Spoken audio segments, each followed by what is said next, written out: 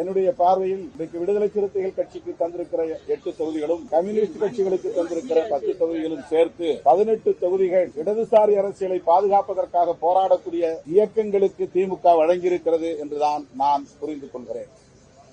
விடுதலை சிறுத்தைகள், இடதுசாரிகள் மற்றும் முஸ்லிம் லீக், முஸ்லிம் அமைப்புகள் சிறுபான்மையினரின் ஜனநாயக உரிமைகளை பாதுகாக்கிற சக்திகள் ஆக இந்த கட்சிகளுக்கெல்லாம் ஒதுக்கப்பட்டிருக்கிற இந்த இடங்கள் மேலோட்டமாக பார்த்தால் எண்ணிக்கையிலே குறைவு என்று தோன்றும்.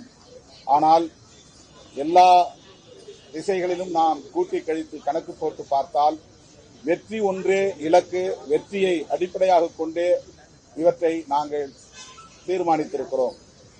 1-2 தொகுதிகளுக்காக முரண்பட்டு